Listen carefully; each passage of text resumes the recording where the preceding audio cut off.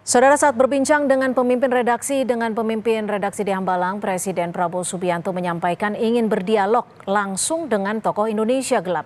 Kita berbincang dengan Ketua Umum Lisan Prabowo Subianto sekaligus politisi Partai Gerindra, sudah ada Bang Hendarsa Marantoko dan juga dosen HTN serta peneliti Posdem Universitas Andalas, Bung Ferry Amsari. Selamat petang Bung Ferry, Bang Hendarsam, terima kasih sudah bergabung bersama kami di Kompas Petang. Ya, Selamat petang Mbak Cynthia, Mas Hendarsam. Ya. Baik, saya ke Bang Hendarsam dulu.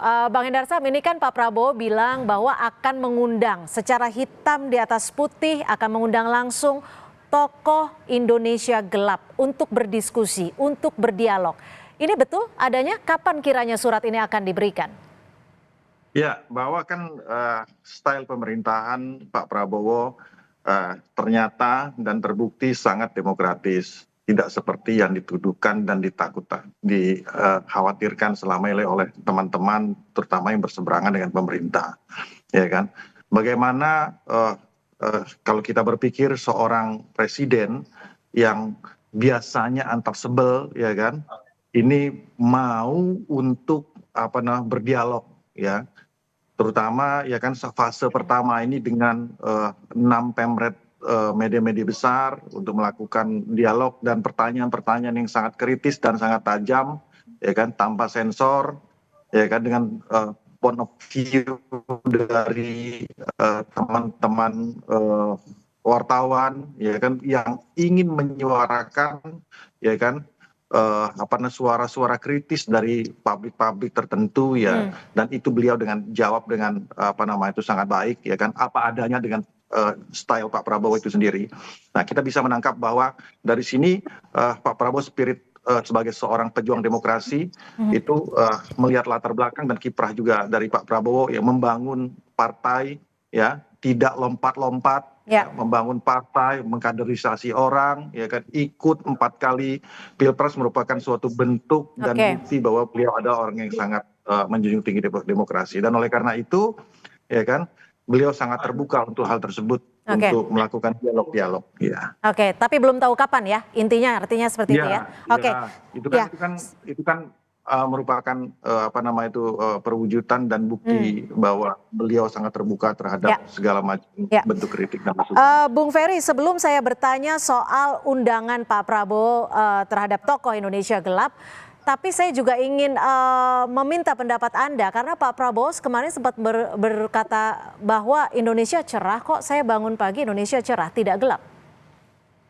Ya, satu, kami menggunakan analogi ya soal gelapnya Indonesia itu menggambarkan tata kelola bernegara dan proses politik yang menurut kami gelap. Sementara Pak Prabowo menggunakan istilah bahwa kondisi real, ya, bangun pagi cerah. Jadi tentu saja tidak nyambung dan saya nangkap itu bagian cara beliau merespon. Tetapi tentu beliau tidak menjawab tudingan kami bahwa Indonesia memang gelap dengan berbagai faktor. Kami menjelaskan misalnya kegelapan itu berlangsung di 5 wilayah kekuasaan presiden dan bagaimana sikap parlemen yang juga gelap. Ya. Misalnya dalam pembentukan undang-undang, kenapa disebut gelap? Perintahnya, pembuatan undang-undang harus disosialisasikan dengan memenuhi prinsip partisipasi publik yang bermakna dengan 3 keadaan kondisi. Ketiga-tiga keadaan kondisi itu tidak dipenuhi. Contoh kegelapan, undang-undang mengatakan tidak boleh prajurit aktif mengisi jabatan sekretaris kabinet, itu sudah dilanggar Pak Prabowo dan kabinet sejak hari pertama. Dan percampuran kekuasaan yang dilarang oleh konstitusi terjadi. Misalnya wakil ketua DPR yang sangat istana daripada istananya sendiri, itu menurut saya dan teman-teman merusak tata kelola kita bernegara. Jadi itu yang kemudian dijelaskan baik-baik agar Pak Prabowo dan timnya kembali on the track, begitu ya. Kalau kemudian on the track, saya yakin teman-teman akan merespon sangat positif. Kami melihat memang Presiden tidak on the track. Seolah-olah kalau dari sudut kami lihat bahwa Presiden tidak memahami bangunan ketatanegaraan. Mestinya penasihatnya mampu mengarahkan presiden bagaimana bangunan ketatanegaraan yang baik. Sayangnya, ya, kebanyakan respon dari pejabat istana buruk sekali di tengah publik. Misalnya apa yang dicontohkan oleh PCO ya, Presiden Communication Office, yang menurut saya sangat tidak sehat. Setelah antipati publik, ketidaknyamanan publik, barulah presiden membuka ruang komunikasi yang agak baik ya. Dan bagi saya sih oke saja untuk komunikasi dalam segala rupa sebagai wujud dari demokrasi itu sendiri. Siapapun yang bermasalah dengan demokrasi boleh kok berubah menjadi lebih demokratis. Ya. Bang Hendarsam, ini tadi yang diingatkan lagi oleh Bung Ferry adalah konteks gelapnya Pak Prabowo tuh beda dengan publik yang menyebut bahwa Indonesia gelap. Ini konteksnya saja sudah berbeda. Lalu apa yang bisa dilakukan Pak Prabowo sendiri untuk menjawab kegelapan bagi publik yang saat ini menyatakan bahwa memang presiden pemerintahan saat ini tidak berjalan sesuai on the track? Ya. Maka dari itu kita perlu juga mengetahui apakah versi Indonesia gelap ini versinya Ferry Amsari, versinya mahasiswa. Karena kalau kita lihat ini berbeda-beda versinya. Ya kan, ini menumpuk semua menjadi satu. Revisi Undang-Undang TNI, ya kan? Revisi Undang-Undang TNI, ya, Undang-Undang TNI itu dikeluarkan di 2004, ya kan? Yang contoh di pasal tertentu yang menyatakan bahwa perwira aktif bisa untuk menjabat di posisi-posisi tertentu. Yang kemudian direvisi, ya kan, menjadi dari 10 menjadi 14 kalau tidak salah ya. Nah, itu tidak ada hal yang sifatnya fundamental karena itu apa namanya itu masih beririsan itu satu dengan tugas-tugas daripada keamanan, ya kan. Yang kedua, ini nggak jauh dari yang 10 yang ada di Undang-Undang TNI 2004. Oke, tapi secara garis besar yang ingin disampaikan Bung Ferry adalah bukan hanya itu saja, tapi tidak sesuai dengan on the track. Saya selesaikan dulu, ya kan. Artinya, ya kan, dari 2004 sampai dengan 2024, ya pasal yang mencantumkan tentang TNI aktif itu berhak untuk menduduki posisi-posisi tertentu di pemerintahan, ini sama sekali nggak pernah digugat loh, nggak pernah dipermasalahkan loh. Baru ketika Prabowo menjabat ini dipermasalahkan. Gitu loh. Nah itu satu. Kemudian indikasi salahkan, tidak merasalahkan materi daripada revisi Undang-Undang TNI tersebut. Yang dipermasalahkan digeser lagi ke masalah proses. Nah ini kan nggak selesai masalahnya. Nah, jadi maksud saya, silakan. Kalau silakan Bung Ferry. Aja gitu loh. Taruhlah Ferry Amsari pada saat tahun 2004 kan pada saat itu mungkin masih kuliah juga kan gitu kan. Sudah tamat saya itu. Ya silakan. Cuman maksud saya mau menjelaskan. Saya tidak merespon. Oke, Bang Hendarsam, kita coba dengarkan dulu apa yang tadi kepada teman-teman yang lain, ya kan, kemana saja dari tahun 2004, 20 tahun yang lalu. Silakan Bung Ferry dijawab kemana saja. Oke, silakan Bung Ferry dijawab. Satu, respon Mas Hendarsam salah paham dan salah total. Bahwa yang kita problematikakan, misal satu contoh ya, soal jabatan Seskap itu Mas Hendarsam, itu kan melanggar Undang-Undang TNI pasal 47 itu. Dari hari pertama. Kemana saja Mas Hendarsam selama hari pertama pemerintahan tidak baca Undang-Undang TNI? Tidak boleh itu. Tetapi revisi ini mencoba mengakomodir, membenarkan yang salah. Kedua, 10 jabatan itu tidak pernah menjadi problematika. Tambahan jabatan inilah yang menjadi problematika. Ya, sebab dengar ditahan dulu Bung Hendarsam. Kalau Kabulok itu bukan jabatan yang berkaitan dengan pertahanan. Sementara 10 jabatan lain itu berkaitan dengan pertahanan.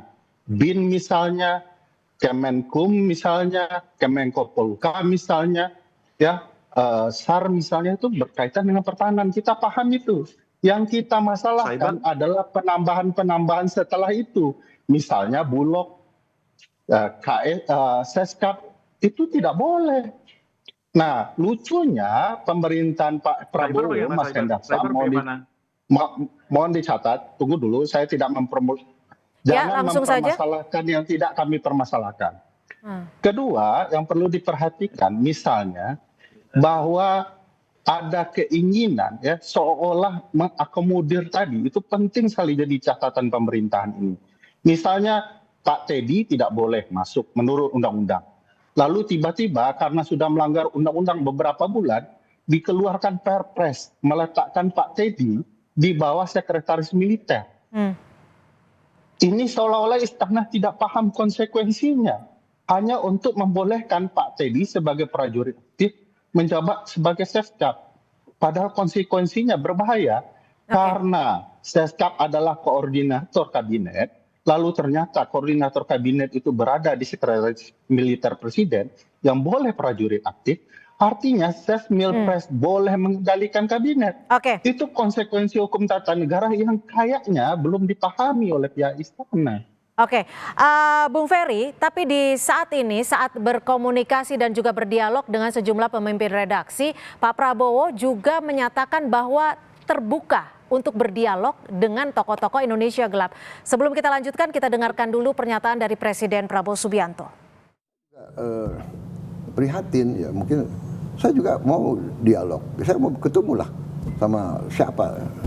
Mari kita bahas ya kan, mungkin tidak usah di publik ya, tokoh-tokoh yang Indonesia gelap, Indonesia gelap, maksudnya oke, kalau memang Indonesia gelap, mari kita kerja supaya Indonesia tidak gelap, iya kan? Kok Indonesia gelap? Kabur aja deh, kabur aja dulu deh, ya kan? Oke, Bung Ferry, sudah terbuka ruang dialognya. Jika memang ini terlaksana, poin apa saja yang ingin Anda sampaikan kepada Pak Presiden dan apa yang diharapkan dijadikan forum dialog ini maunya seperti apa? Ya, tentu saja sebagai bagian dari masyarakat sipil, kami tidak merasa bagian utuh sebagai tokoh. Jadi ada sebutan tokoh. Tapi kalau orang yang menyuarakan Indonesia gelap, kami merasa itu karena tokoh-tokohnya bagi kami adalah mahasiswa-mahasiswa. Nah, kalau diundang tentu saja kewajiban kami memenuhi undangan karena yang sunnah itu kan mengirimkan undangan gitu ya.